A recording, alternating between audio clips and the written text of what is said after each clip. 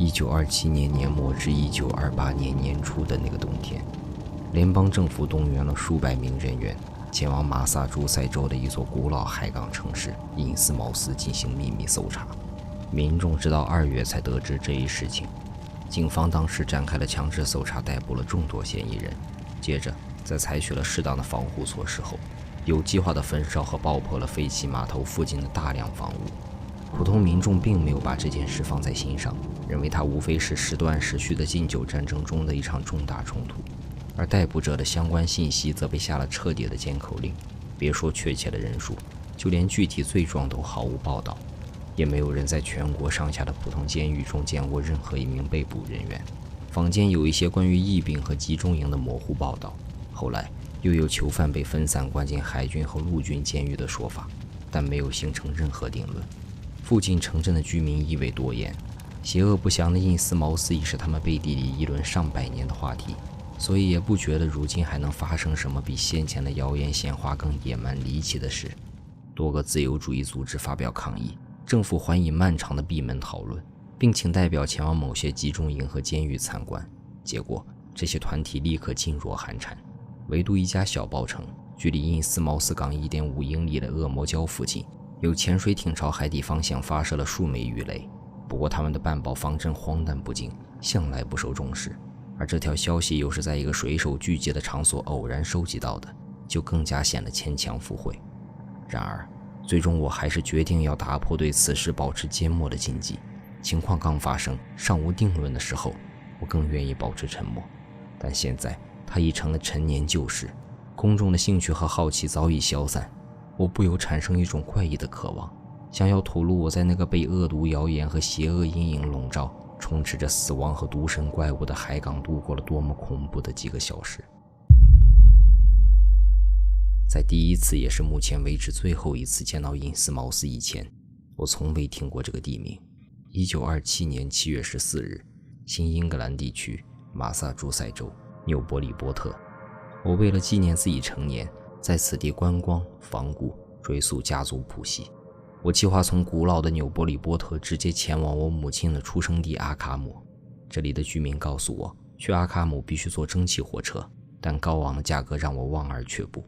售票员身材矮胖，一脸精明，听口音不是本地人，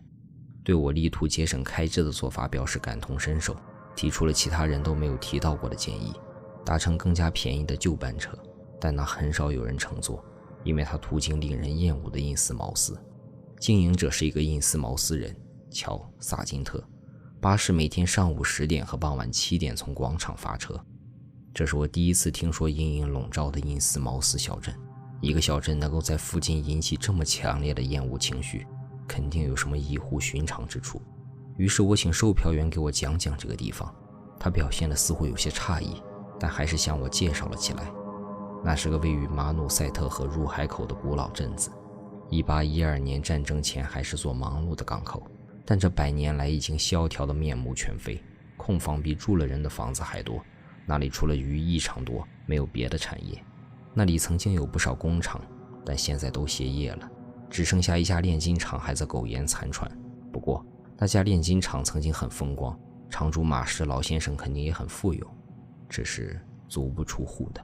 有人说他晚年生病，身体畸形，所以根本不出来见人。他爷爷是奥贝德·马氏船长，这家公司的创始人。我问他大家为什么都这么讨厌因斯茅斯，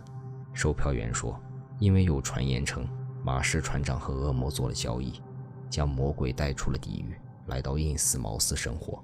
1845年前后，还有人在码头撞见了什么恶魔崇拜仪式和可怕的祭祀活动，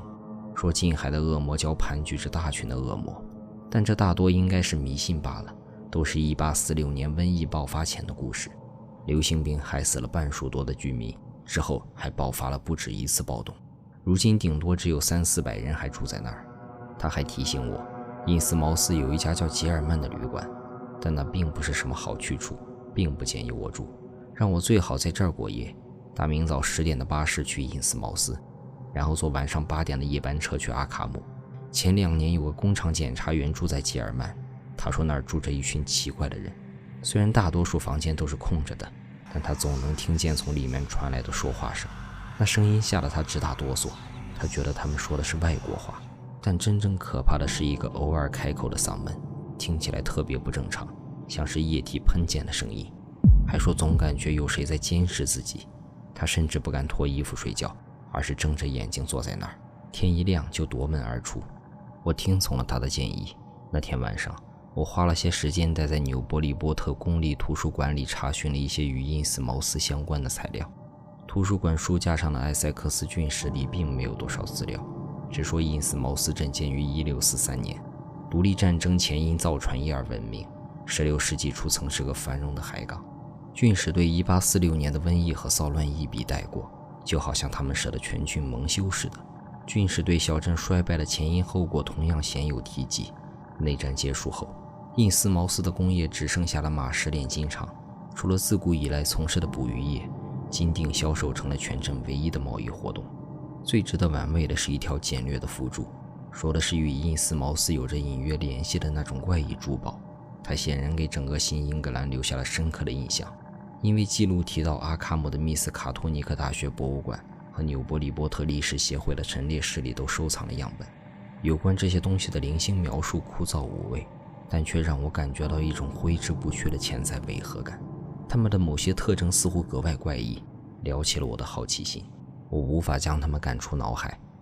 尽管时间已经不早，我还是下定决心，只要还有可能安排，我就要看一眼本地收藏的样本。图书管理员为我写了张字条给历史协会的物品管理人安娜·迪尔顿小姐。经过一番简单的解释，这位年长而和蔼的女士领我走进了已经闭馆的陈列室。藏品本身确实值得一看，但当时的情绪使得我无心欣赏其他物品，眼里只容得下角落里位立在灯光下熠熠生辉的那件怪异珠宝。来自异域的华丽珠宝如梦似幻，放置在紫色天鹅绒沉淀上，不需要有特别敏感的直觉也能领会到其中蕴含着超脱凡俗的怪异美感。它前部较高，周径宽阔，但形状奇特，像是为椭圆形轮廓的畸形头部而设计的。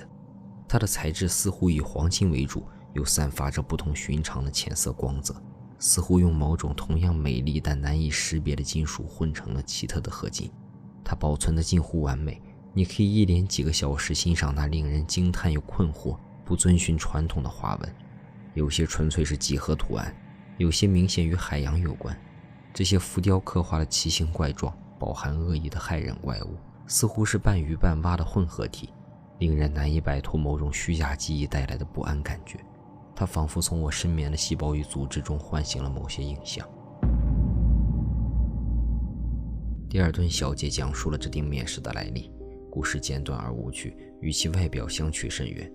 1873年，一名醉醺醺的因斯茅斯人以可笑的价格将他抵押给斯泰特街的一家当铺，随即在街头争吵中被杀。协会直接从当铺老板中买下他，立刻以相称的隆重态度举办展览。他被标为有可能来自东印度或者中印半岛，但仅仅是尝试性的推测而已。迪尔顿小姐倾向于认为这件异国珍宝来自奥贝德马什船长发现的海盗秘宝之一。马什家族得知他在协会手中后，就频繁许以高价购买，即使协会始终坚称绝不出售，但他们直到今天也依然未曾放弃努力。如此情形无疑使得迪尔顿小姐更加确信她的看法。至于她对阴影笼罩的因斯茅斯持有的看法，无疑是深恶痛绝于一个社群竟能在文明层面上堕落到如此地步。她还向我保证，因斯茅斯的恶魔崇拜传闻并非完全无中生有，有个秘密异教曾在那里兴起，吞噬了所有的正统教会。他说那个异教名为大滚密教，那镇上最有影响力的教团，完全取代了共济会，并且将新格林教堂的旧共济会礼堂占作总部。对虔诚的蒂尔顿小姐来说，这些就足以让她对那个破落荒凉的古老小镇敬而远之了。但在我眼里反而又添了一层新的诱惑。在对建筑和历史的兴趣之外，我对人类学方面的热忱也被唤醒。回到青年会狭小的房间里，我兴奋地辗转反侧，难以入睡。